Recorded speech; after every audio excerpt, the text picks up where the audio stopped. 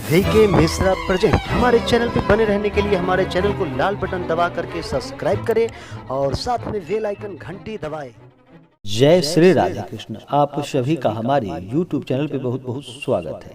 यूं ही ज्ञानवर्धक जानकारियां प्राप्त करने के लिए हमारे इस चैनल को लाल बटन दबा करके सब्सक्राइब करें, साथ में बेल आइकन घंटी दबाएं ताकि मेरे वीडियो का नोटिफिकेशन आपके पास सबसे पहले पहुंचे। आइए आज सुनते हैं 2021 फाल्गुन माह शुक्ल पक्ष में पड़ने वाली एकादशी, जिसे कि आमलकी एकादशी के नाम से जाना जाता है और रंग भरी एकादशी के नाम से जाना जाता है। जो भी भक्त सच्ची श्रद्धा के साथ, नियम व निष्ठा के साथ आमलकी एकादशी का व्रत करते हैं, उनके सभी पाप और ताप नष्ट हो जाते हैं। एकादशी के दिन भगवान विष्णु और माता लक्ष्मी का पूजन किया जाता है। आमलकी एकादशी के दिन भगवान विष्णु के अवतार भगवान परशुराम का पूजन किया जाता है और इस दिन आंवले के वृक्ष का पूजन किया जाता है। आंवले के वृक्ष में सभी देवताओं का वास माना गया है, खास करके उसमें त्रिदेवों ब्रह्मा विष्णु और महेश का वास माना गया है। जो भी भक्त इस दिन आंवले के वृक्ष के नीचे बैठ करके भगवान विष्णु की आराधना करते हैं, पूजा करते हैं, एकादशी का व्रत करते हैं, उन्हें अनंत पुण्य फलों की प्राप्ति होती है। तो आइए सुनते हैं फाल्गुन माह के शुक्ल पक्ष में पड़ने वाली एकादशी आमलकी एकादशी की कथा। तो बोलिए प्रेम से भगवान विष्णु की जय, माता लक्ष्मी की जय, भगवान परशुराम की जय। कुछ समय पहले की बात है। प्राचीन समय में वैदिक नामक एक नगर था।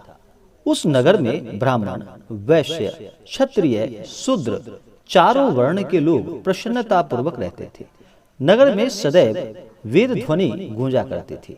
उस नगरी में कोई भी पापी, दुराचारी या नास्तिक नहीं था। उस नगर में चैत्ररथ नामक चंद्रवंशी राजा राज्य किया करता था। वह उच्च कोटि का विद्वान तथा धार्मिक प्रवृत्ति का व्यक्ति था। उसके राज्य में कोई भी गरीब नहीं था और ना ही कोई कंजूस था।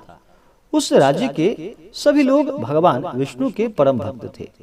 वहाँ के छोटे से छोटे और बड़े से बड़े सभी निवासी प्रत्येक एकादशी का व्रत उपवास किया करते थे। एक बार फाल्गुन माह के शुक्ल पक्ष की आमलकी नामक एकादशी व्रत आई। उस दिन राजा और प्रत्येक प्रजाजन, वृद्ध से बालक तक ने आनंद पूर्वक उस एकादशी का व्रत और उपवास किया। राजा अपनी प्रजा के साथ मंदिर में आकर कलश स्थापित करके तथा धूप, दीप, नैवेद्य, पंचरत्न, छत्र आदि से धात्री का पूजन करने लगा। वे सब धात्री की इस तरह स्तुति करने लगे कि हे धात्री, आप ब्रह्म स्वरूपा हैं, आप ब्रह्मा जी द्वारा उत्पन्न हो और सभी पापों को नष्ट करने वाली हो। आपको बारंबार नमस्कार है। आप मेरा अर्घ्य स्वीकार करो। आप श्री रामचंद्र जी के द्वारा सम्मानित हो। मैं आपसे प्रार्थना करता हूँ, मेरे सभी पापों का हरण करो। उस मंदिर में रात को सभी ने जागरण किया। रात के समय उस जगह एक बहेलिया आया। वह महापापी तथा दुराचारी था। अपने कुटुंब का पालन वह जीव हिंसा करके किया करता था। वह भूख प्यास से अत्यंत व्याकुल था। कुछ भोजन पाने की इच्छा से वह मंदिर के एक कोने में बैठ गया। उस जगह बैठकर वह भगवान विष्णु की कथा तथा एकादशी का महात्म्य सुनने लगा। इस प्रकार उस बहेलिये ने सारी रात अन्य लोगों के साथ जागरण कर उस रात को व्यतीत किया। प्रातः काल सभी लोग अपने अपने निवास स्थान को चले गए। इसी प्रकार वह बहेलिया भी अपने घर को चला गया और वहां जाकर भोजन किया। कुछ समय बीतने के पश्चात उस बहेलिये की मृत्यु हो गई। उसने जीव हिंसा की थी। इस कारण हालांकि वह घोर नरक का भागी था, परंतु वह दिन आमलकी एकादशी का व्रत तथा जागरण के प्रभाव से उसने राजा विदुरथ के यहाँ जन्म लिया। उसका नाम वसुरथ रखा गया। बड़ा होने पर वह शतरंगिनी सेना सहित तथा धन्य धान्य से युक्त होकर 10 सहस्त्र ग्रामों का संचालन करने लगा। वह तेज में सूर्य के समान, कांति में चंद्रमा के समान, वीरता में भगवान विष्णु के समान तथा क्षमा में पृथ्वी के समान था। वह अत्यंत धार्मिक, सत्यवादी, कर्मवीर और विष्णु भक्त था। प्रजा का समान भाव से पालन किया करता था। दान देना उसका नित्य कर्म था। एक बार राजा वसुरथ शिकार खेलने के लिए गया। देव योग से वह वन में रास्ता भटक गया और दिशा का ज्ञान न होने के कारण उसी वन में एक वृक्ष के नीचे सो गया। कुछ समय पश्चात पहाड़ी डाकू वहां आए और राजा को अकेला देखकर मारो मारो चिल्लाते हुए राजा वसुरथ की ओर दौड़ पड़े। वह डाकू कहने लगा कि इस दुष्ट राजा ने हमारे माता पिता, पुत्र पौत्र आदि समस्त संबंधियों को मारा है तथा देश से निकाला दिया है। हम इसे मारकर अपने अपमान का बदला लेना चाहिए हमें। इतना कहकर वे डाकू राजा को मारने लगे और उस पर अस्त्र शस्त्र का प्रहार करने लगे। उन डाकुओं के अस्त्र शस्त्र राजा के शरीर पर लगते ही नष्ट हो जाते और राजा को पुष्पों के समान प्रतीत होता। कुछ देर पश्चात प्रभु इच्छा से उन डाकुओं के अस्त्र और शस्त्र उन्हीं पर प्रहार करने लगे, जिससे वे सभी मूर्छित हो गए। उसी समय राजा के शरीर से एक दिव्य देवी प्रकट हुई। वह देवी अत्यंत सुंदरी थी तथा सुंदर वस्त्र तथा आभूषणों से अलंकृत थी। उसकी भ्रिकुटी टेढ़ी थी। उसकी आंखें क्रोध की भीषण लपेटें निकाल रही थी। उस समय वह काल के समान प्रतीत हो रही थी। उसके देखते ही देखते उन सभी डाकुओं का समूल नष्ट कर दिया। नींद से जागने पर राजा ने वहां अनेक डाकुओं को मृत देखा। वह सोचने लगा, किसने इन्हें मारा है? इस वन में कौन मेरा हितैषी रहता है?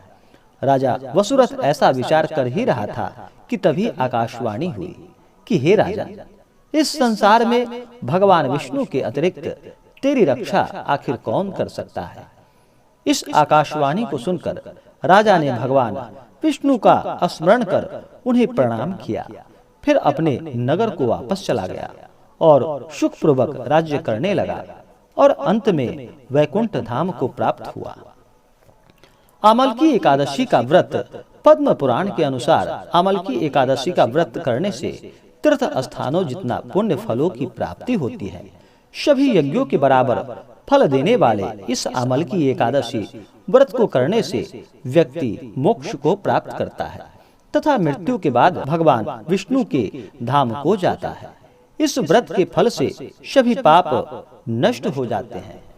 इस व्रत का पुण्य 1000 गौदान फल के बराबर है।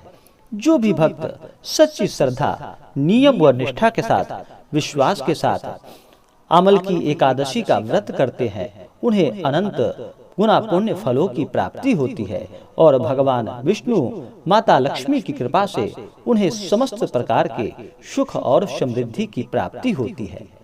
हे एकादशी माता, हे भगवान विष्णु, हे माँ लक्ष्मी, जिस प्रकार आपने वसुरथ का उद्धार किया, उसकी रक्षा की, इसी प्रकार से हम सभी भक्तों पे अपना कृपा दृष्टि सदैव बनाए रखना और हमारी सदैव रक्षा करना और हमें समस्त प्रकार के सुख और समृद्धि को प्रदान करना और हमें मोक्ष को प्रदान करना। तो बोलिए प्रेम से भगवान विष्णु की जय, माता लक्ष्मी की जय, भगवान परशुराम की जय। तो आशा करता हूं कि यह जानकारी आपको अच्छा लगा हो। ऐसे ही ज्ञानवर्धक जानकारियां प्राप्त करने के लिए हमारे इस चैनल को लाल बटन दबा करके सब्सक्राइब करें, साथ में बेल आइकन घंटी दबाएं ताकि मेरे वीडियो का नोटिफिकेशन आपके पास सबसे पहले पहुंचे। वीडियो को लाइक और अपने मित्रों तथा दोस्तों के साथ शेयर करें। सुखी रहें और स्वस्थ रहें। जय श्री राधे कृष्ण।